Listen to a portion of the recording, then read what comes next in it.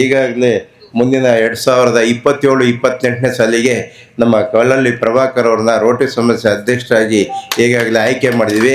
ಅವರ ಒಂದು ಅಧ್ಯಕ್ಷತೆ ಮುಂದಿನ ಸಾಲಿಗೆ ನಮ್ಮದೇ ಸ್ನೇಹಿತರಂತ ಶಂಕರ್ ಅವರು ಅಧ್ಯಕ್ಷರಾಗ್ತಾ ಇದ್ದಾರೆ. ಮೊದಲು ಮೆಸೇಜ್ ಹಾಕಿದ್ವಿ, ಈ ಥರ ಇದೆ, ಯಾರಾದರೂ ದಾನಿಗಳಿದ್ರೆ ಕೈ ಜೋಡಿಸಿ ಅಂತ. ಮೊದಲನೇ ತಕ್ಷಣ ನಮಗೆ ರೆಸ್ಪಾಂಡ್ ಮಾಡಿದವರು ನಮ್ಮ ಗೊಳ್ಳಳ್ಳಿ ಪ್ರಭಾಕರ್ ಅವರು. ದಯವಿಟ್ಟು ಅವ್ರಿಗೆ ಚಪ್ಪಾಳೆ ಕೊಡಬೇಕು. ಮೂಡಲಕೆರೆನ ಸುದ್ದಿ ವಾಹಿನಿಗೆ ಸ್ವಾಗತ. ಇದು ನಿಮ್ಮ ವಿಶ್ವಾಸ ಸುದ್ದಿಯ ಪ್ರತೀಕ.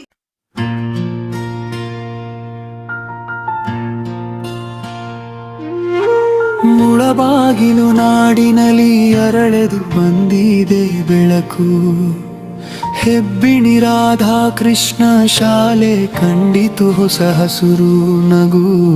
ಹೆಣ್ಣು ಮಕ್ಕಳ ಕನಸಿಗೆ ರೆಕ್ಕೆ ಕೊಟ್ಟ ದಾನ ಗೊಲ್ಲ.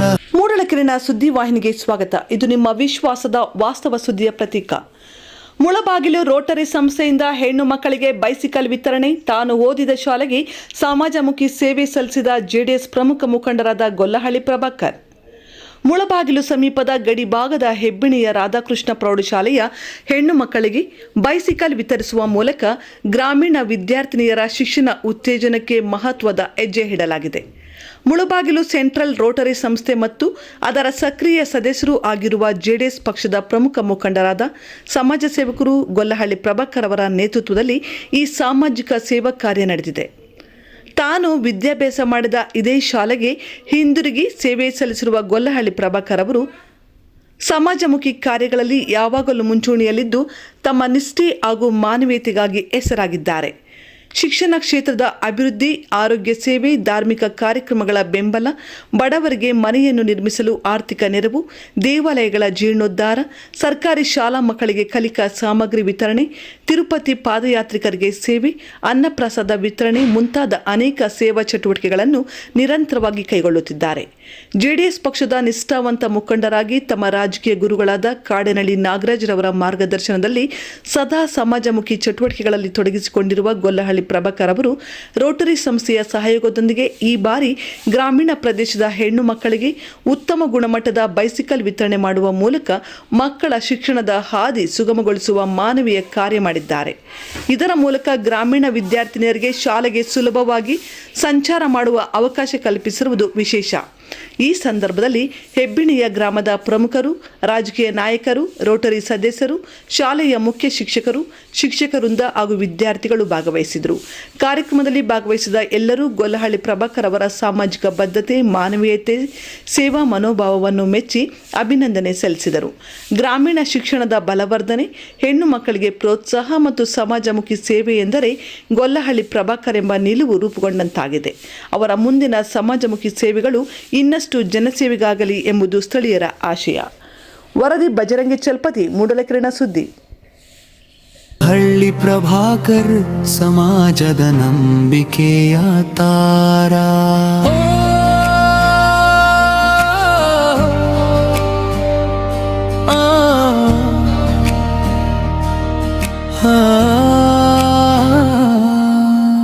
ತಾನೇ ಓದಿದ ಶಾಲೆಗೆ ಮರಳಿ ಬಂದ ಸೇವೆಯ ದಾರಿ, ನಿಷ್ಠೆಯ ಬಂಧ, ಮಾನವೀಯ ಸ್ಪಂದನೆ ಅವರ ಜೀವನದ ಸಾರಿ.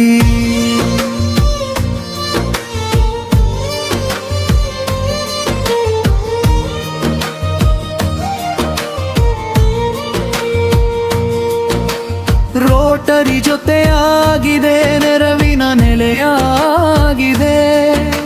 ಸೈಕಲ್ ರೂಪದ ಆಶಯ ದೀಪ, ಮಕ್ಕಳ ಭವಿಷ್ಯ ಹೊಳೆಯಾಗಿದೆ. ಮುಳಬಾಗಿಲ ನಾಡಿನಲ್ಲಿ ಅರಳೆದು ಬಂದಿದೆ ಬೆಳಕು. ಹೆಬ್ಬಿಣಿ ರಾಧಾ ಕೃಷ್ಣ ಶಾಲೆ ಕಂಡಿತು ಹೊಸ ಹಸುರು ನಗು. ಹೆಣ್ಣು ಮಕ್ಕಳ ಕನಸಿಗೆ ರೆಕ್ಕೆ ಕೊಟ್ಟ ದಾನ ಗೊಲ್ಲಹಳ್ಳಿ ಪ್ರಭಾಕರ್ ಸಮಾಜದ ನಂಬಿಕೆಯ ತಾರ.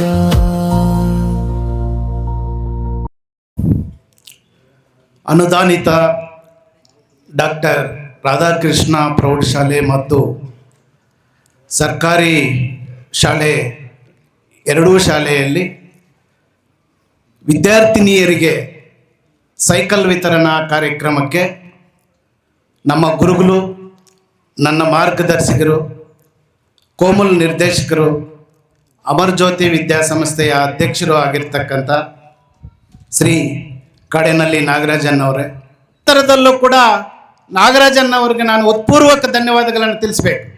ಈ ಕಾರ್ಯಕ್ರಮನ ನಾನು ಇಲ್ಲಿ ನಡೀಬೇಕು ಅಂದರೂ ಕಾರಣ ನಾಗರಾಜನ್ ಅವರು.